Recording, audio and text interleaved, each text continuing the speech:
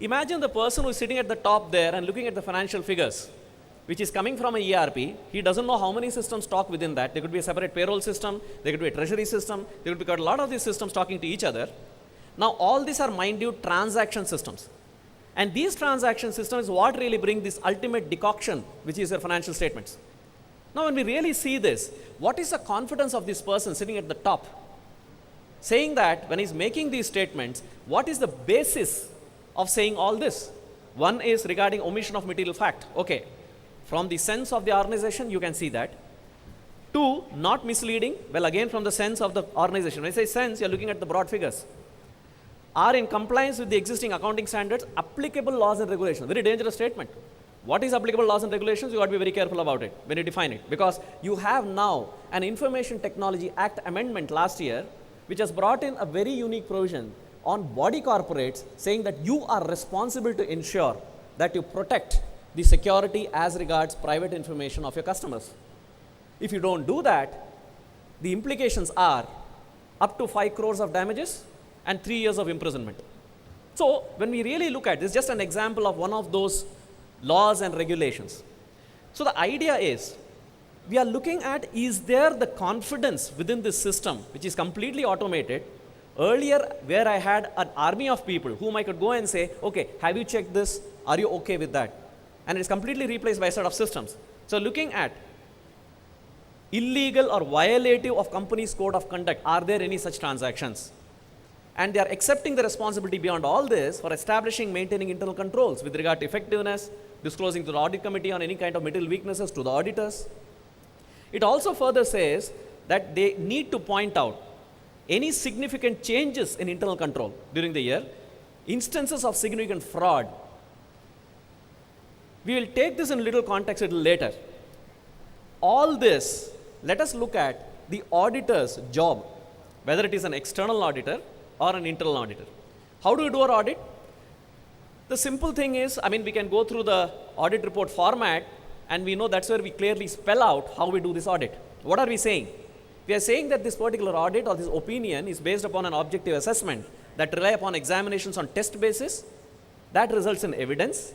And if you really see the entire sum and substance of when we go to conduct an audit is on the confidence that somewhere controls are there, broadly they have been set and they are working.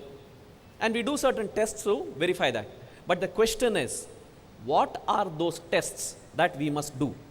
So how do we get this confidence of the state of internal controls is the big question. So that is where, if you come back and answer this question, what is the commonality between Tirishur Puram and audit profession? Can you guess what? It is amazing. In fact, this particular festival, this is just one of them. You can even take the snake boat race. The amount of internal control that is there is fabulous. Agree or disagree?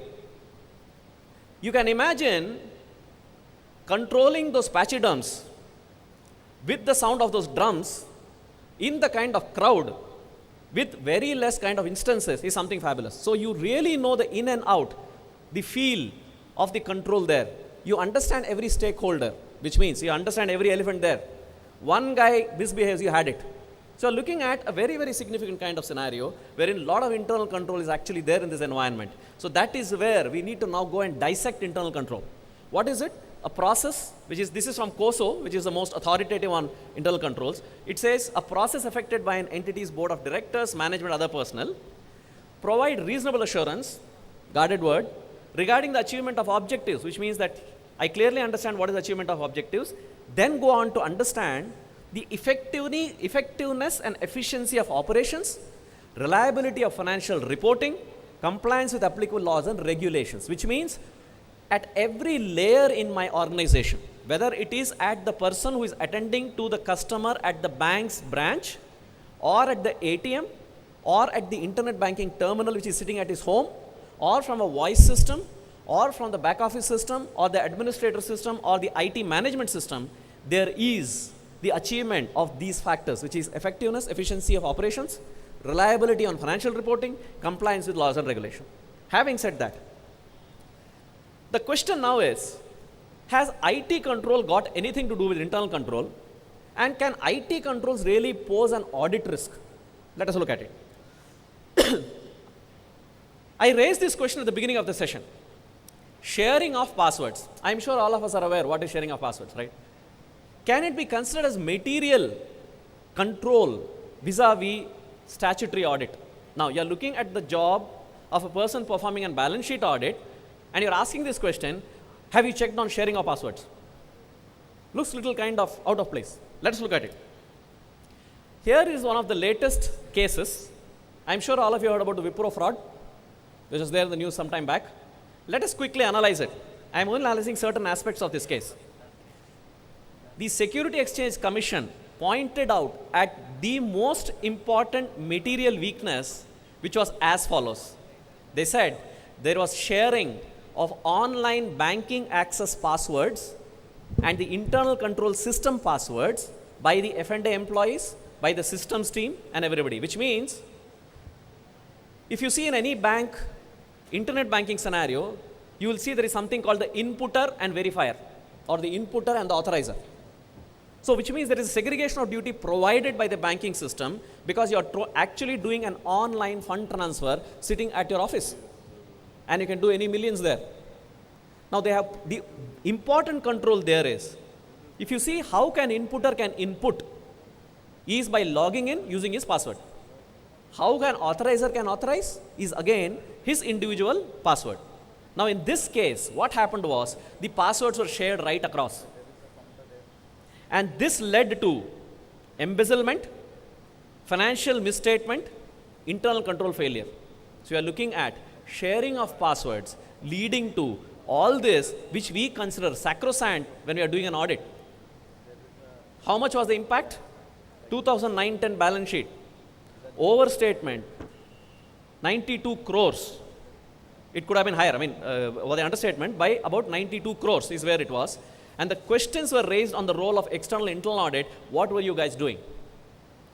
This is not the first kind of situation, because we know somewhere, unfortunately, we set the benchmarks. You know what I am talking out here. We had this company, which was the leader, rather the fifth largest in IT and the ITS industry. What was the amount of scam? 5,117 crores is what it was estimated at. 7,561 fake invoices, and investors' net worth eroded by 90%. I'm sure you know what I'm talking about. Well, I think you can understand what it is. The beauty about this is, this institution, the company, got awarded not once but twice the Golden Peacock Corporate Governance Award. Not only that, they also got awarded for the best internal audit by the Institute of Internal Auditors, Florida. Now, what are we talking about here? We are talking about you can hoodwink anybody, or you can fool around with anybody who is little naive, who is gullible. Because in this case, somewhere, not that the auditors did not do their job. They did their job possibly, but they did not do it right for the kind of environment in which it is being audited. So somewhere there was a failure of the technique applied for achieving the audit objective. And that is where it happened. And if you really see, we know what happened with that auditors. So where are we going to? Actually, we are looking at a scenario wherein you see clearly your banking. Let us take our lives, your shopping experience, your banking experience, railway reservation, securities trading, shopping, everything happens online.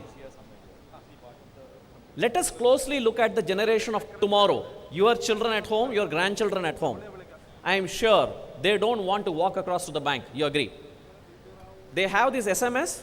They got this small piece of, 5-inch or, the 5mm screen in their hand. They want to do everything out of it. And you are amazed at the prowess that they have. So that is going to be tomorrow's generations, which is going to be the CEOs, CIOs, employees running the corporates.